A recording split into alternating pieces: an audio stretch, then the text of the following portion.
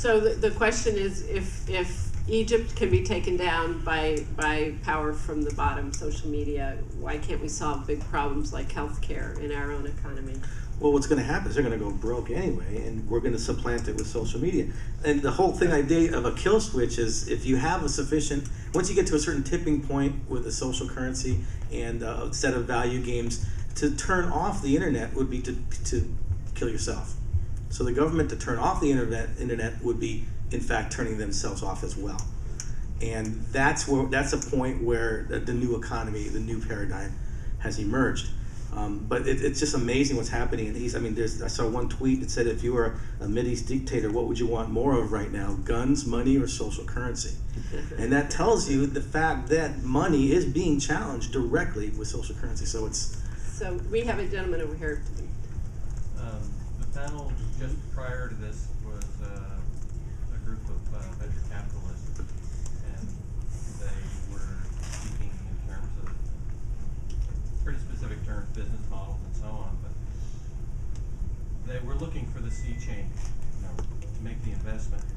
And I'm struck by the disparity between this panel and that, both of which are very compelling in their own way. Right. But for you, these are compelling ideas. But what's going to happen to make them go from the fringe to the mainstream? What's the go-to-market strategy here? So real fast to repeat the question, the contrast between the previous panel of venture capitalists that I would have loved to have interviewed, looking for their own sea change, but really using a traditional economic approach to the problem. What's going to happen for this sea change that we're talking about here to happen in a broader way in our economy? So what's the catalyst, guys?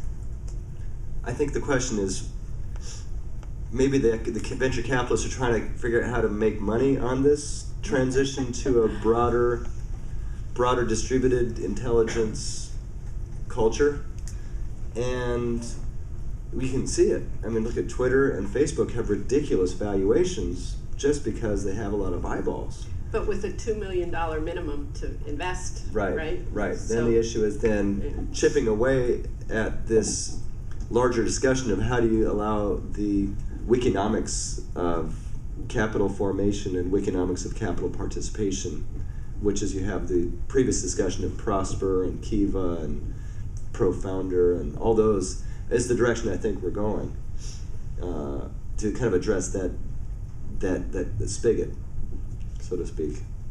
Can I interject? They said it was okay for the moderator to talk in this, so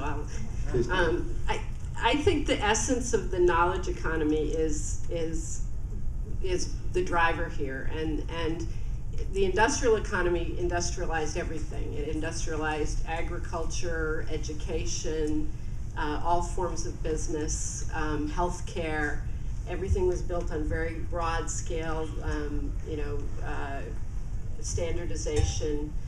The knowledge economy both makes possible and almost makes it, inevitable that you break that model, and it's much more a bottoms-up kind of solution to problems. And we have such great problems facing us with regards to finite resources and our environment. We also have this huge problem of job creation in the developed world. So we have a lot of huge challenges, but the same knowledge economy has given us the tools with which we can address them. But most of the solutions are going to percolate from the bottom up, and that's where it gets back to intangible capital. And I'm really happy to say that there's a conference that I'm involved with, a working session in the spring that we in this field have thought that we still are very marginalized. But Ben Bernanke's going to join the discussion, the head of the U.S. Federal Reserve, in a couple months. And so there's the realization that the only way to solve our problems is through innovation, and the only way to accomplish innovation is to harness intangible capital.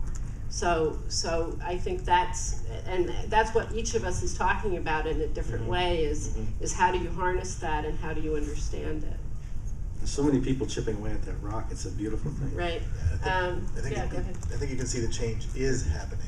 We're not waiting for something now. It may not be quite as fast as what just happened, in Egypt, except that didn't happen for 30 years.